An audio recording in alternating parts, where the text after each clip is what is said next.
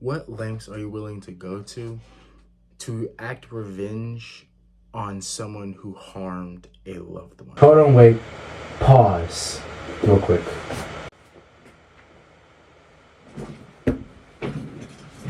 God, this is a terrible idea.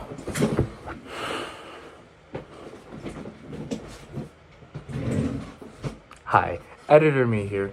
Yeah, this video that I recorded here, yeah, it sucks. I didn't like how I recorded it.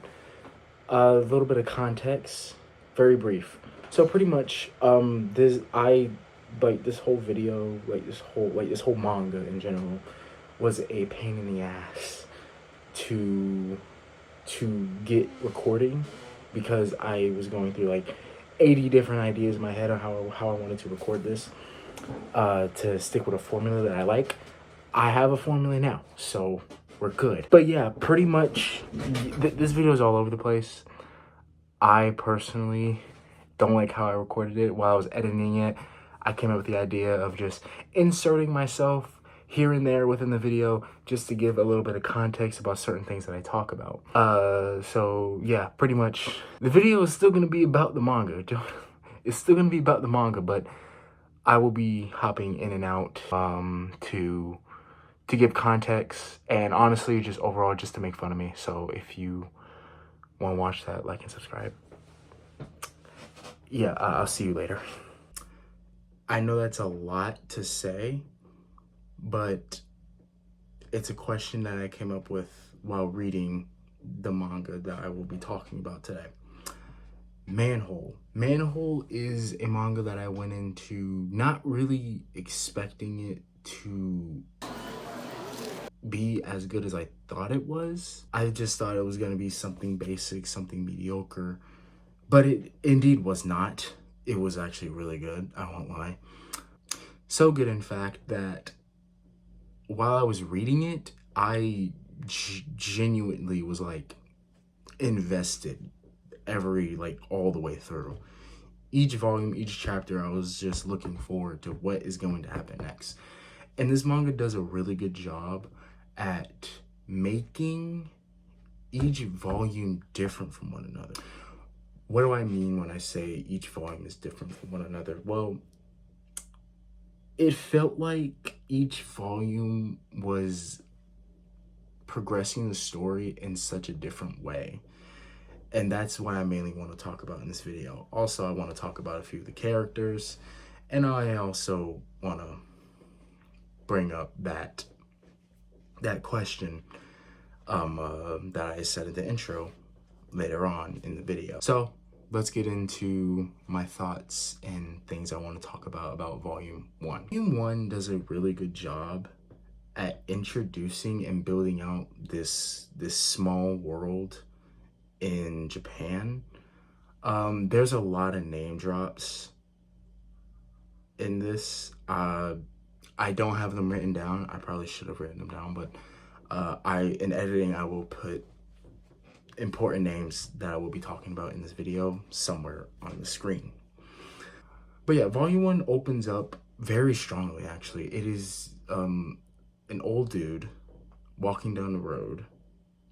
He's bald. Well, and he's honestly not even old. He's naked, and he's just walking down a shopping center. And we don't know what's going on with this guy.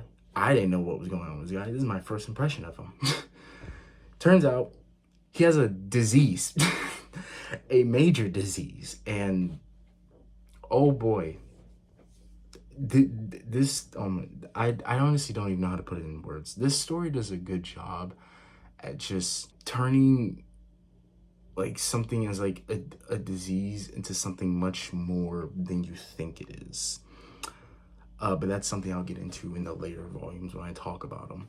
Yeah, but the intro starts out very strong as well. I won't be going too in depth into a lot of these, by the way. I just want to let that be known.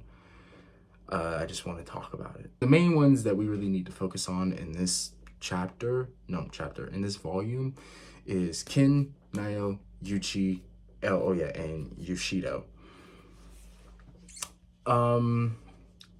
Let's actually get into those characters, actually. Yuchi I thought was going to be the main character of the story because, you know, he was introduced so early on. Yeah, spoiler alert, I probably should have put this in the beginning, but spoiler alert, he dies. He dies in a terrible way, actually. I will actually explain how he dies. So, in the beginning, when the old bald naked dude, who is actually Yoshido, by the way, he's Yoshido.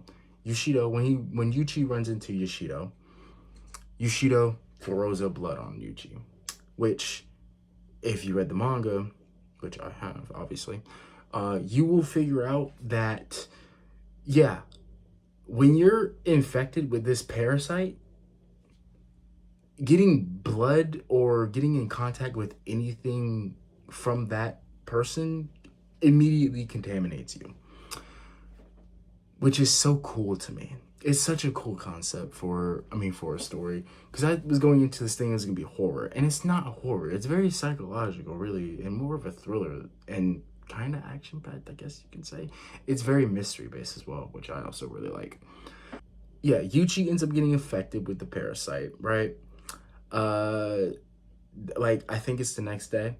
Yuchi has to go into the police station to testify for Yoshido, because Yuchi pushed Yoshido into Yoshido dying.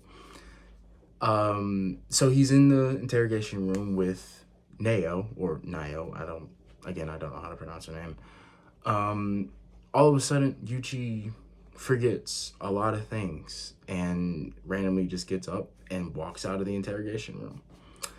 A little bit later, he's pointing out, noticing every like small details. Like, he's looking at a staircase, he says staircase. He looks at a fire extinguisher, he says fire extinguisher. He looks at an exit, he says exit. He exits the building, and he's so fixated on certain things, and his mind is just all over the place, to where he doesn't realize that he's heading towards a crosswalk, and he gets hit by a car and dies. Very abrupt way to die, especially for someone that I thought was going to be the main character.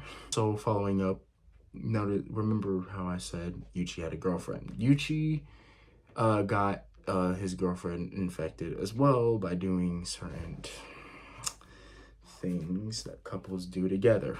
And yeah, by the end of this volume, we see that she's not in a good position. Especially later on in volume 2, she's not in a good position at all. So yeah, things about Yoshido though.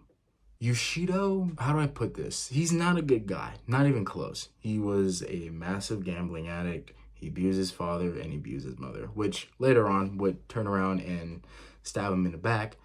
Because as we figure out, the reason why he got that disease planted in him is because of this weird photographer. Who is this photographer? In volume 1, we don't know.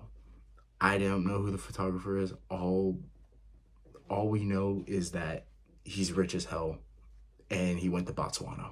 That's all we knew. He went to Botswana, found out about a parasite that infects the eye, and that's all we know. I really wanted to explain about volume 1.